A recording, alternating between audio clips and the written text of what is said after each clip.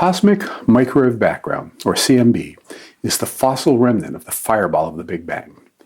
In my last two videos, I told you what we know about it and the lessons it has taught us. In this video, I want to tell you about some things that we don't understand, which may or may not teach us something totally unexpected about the universe. It's going to be fun.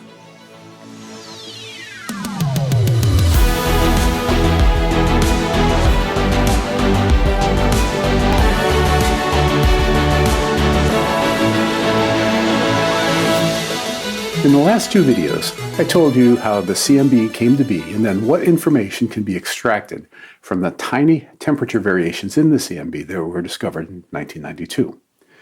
They were caused by sound waves that existed in the cosmos when the universe was 0.003% of its current age. Personalizing it, for me, that's equivalent to when I was a mere 12 hours old. But let's take another look at the speckle pattern and see if we can spot anything weird. However, before we do that, let's take a little dive into some simple math. Let's start by looking at this mathematical function you see here. It's definitely a bit on the weird side with all sorts of upward and downward wiggles. Now, when physicists, mathematicians, and electrical engineers see that sort of thing, they immediately ask if the function can be broken down into a mix of sine and cosine waves. You can see a few examples here.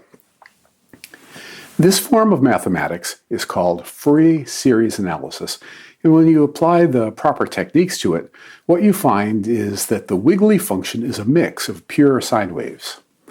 Breaking it down, you find that it is 10% the least wiggly sine wave, plus 20% the second most, 30% the third most, 10% the fourth most, and finally 30% the fifth most. This mathematical approach is similar to the one used to figure out what messages the CMB is telling us. I've shown you this picture of the CMB before. It was taken by the Planck satellite and the final version was released in 2018. The red spots are slightly hotter than average and the blue spots are slightly cooler. And I do mean slightly. The variations are less than 0.01%. If that image is a bit confusing, think of the CMB as like the surface of a golf ball. The golf ball is basically a sphere, but it has small dimples that make it ever so slightly bumpy.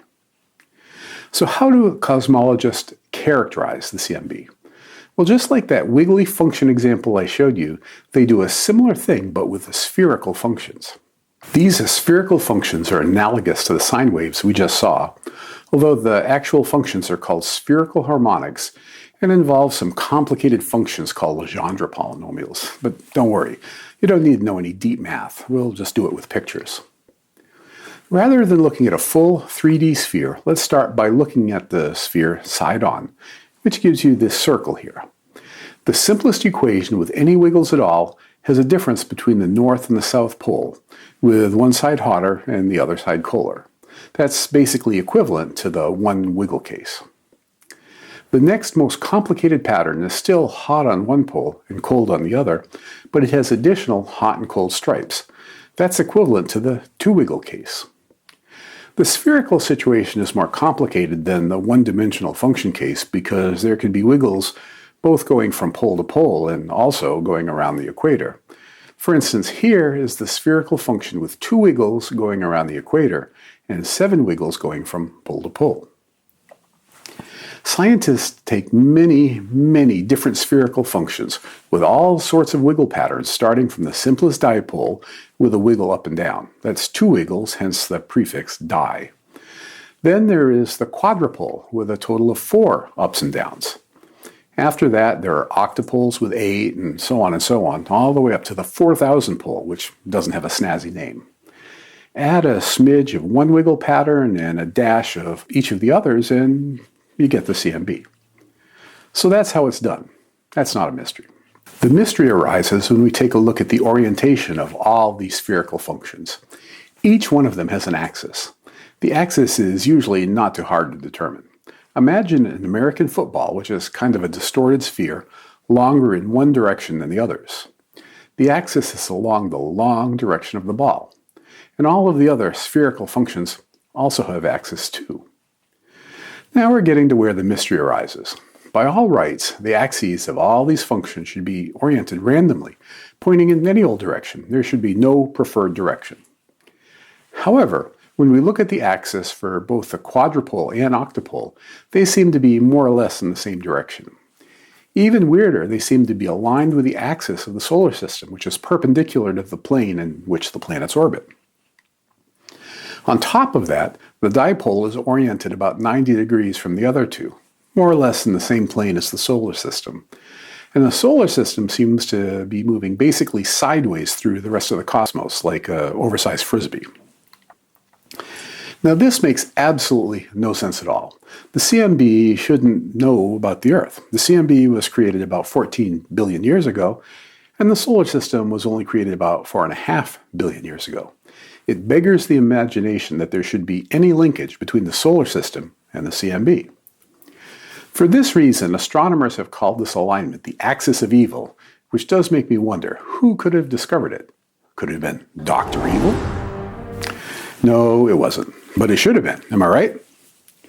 So this odd alignment could be simply by chance, or it could be that the data analysis techniques have subtly shaped the data. It's really unlikely that the alignment has any cosmic significance because it would negate a lot of what we think we know about cosmology. So some cosmologists are still poking at the data, trying to figure out what the axis of evil means, or if it's just a statistical fluke or an analysis artifact. But the jury is still out on the whole thing.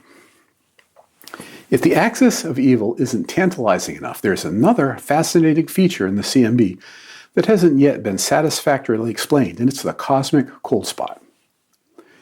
When you look at the CMB as recorded by Planck or its predecessors, you see speckles and splotches. The red spots are hotter and the blue spots are colder. Now, the variation isn't much. Remember that the temperature of deep space is about 450 degrees Fahrenheit below zero for my American viewers, negative 270 centigrade for most everyone else, and 2.7 Kelvin for the scientists. And it's very uniform. Those red and blue spots only differ by about 18 microkelvin up and down. They are really very small variations. However, there is one spot that is very puzzling, and it's called the cosmic cold spot. While an 18 microkelvin fluctuation is pretty normal, the cold spot is, on average, 70 microkelvin colder than normal. And in the coldest spots, the temperature is a full 140 microkelvin colder. If you run the numbers, you see that this is a statistically unlikely anomaly. Using the rest of the sky to guide the prediction, the probability of seeing such a spot purely by chance is about 2%. And the spot is big. It's about 5 degrees wide, or about 10 times wider than the full moon. It's located in the southern hemisphere and the constellation Eridanus. The apparent coldness of the spot is exacerbated by the fact that it is surrounded by a hotter ring. So what could cause the cold spot? Well, the easiest explanation is that the universe just happened to be created that way. That's a possibility. However, other explanations have been suggested. Perhaps the most speculative idea is that the cold spot is a bruise left on our universe from a collision with another universe immediately after the Big Bang. That hypothesis is really implausible, but it has been suggested. The most likely explanation is that there is a huge supervoid between the CMB and us. A supervoid is a region with essentially no galaxies, an empty hole in space. The idea is that light from the CMB enters the void. Because there is no matter there, the light loses energy as it pulls away from the matter-dense regions. Now, everything being equal, it would gain energy as it exits the void, and the photons of light would emerge with the same energy as they entered. This is like someone on a bike trying to coast over a small hill. They slow down going up the hill, but speed up on the other side. If friction wasn't a factor, the whole thing is a wash as far as energy is concerned. However, as the light crosses the void, the universe is expanding and stretching the wavelength of light. Longer wavelength means lower energy, and that means the photons of light leave the void with lower energy than they entered it. That would make a cold spot in the CMB as we see it. Now, people have looked for a void in the direction of the cosmic cold spot. While there is some controversy about this, some have suggested that the void would be nearly 2 billion light years across, and it would be located at least 3 billion light years away. Other studies have suggested different distances and sizes of the supervoid, while other studies question the existence of the supervoid at all. The bottom line is that the question is still under debate. So what's the answer? I don't know.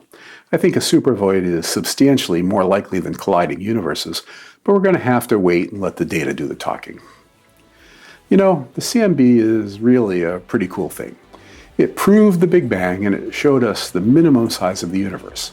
It showed us how fast the Milky Way is moving compared to the rest of the universe. And it has left us a few mysteries to solve. Were I a betting man, I'd bet that the CMB still has something to teach us. Further study will reveal surprises that we haven't anticipated. And I haven't even mentioned the possibility that the CMB will prove or disprove the idea of cosmic inflation, the idea that the universe expanded faster than the speed of light shortly after it was born. I think the bottom line is that the CMB will continue to fascinate scientists for decades. Okay, that was pretty cool. If you enjoyed the video, I hope you'll like, subscribe, and share. The idea that we can learn so much from such a subtle measurement isn't so unusual. We see it all the time when we use our physics knowledge as we explore our data, proving once again the thing that we all know, which is that physics is everything.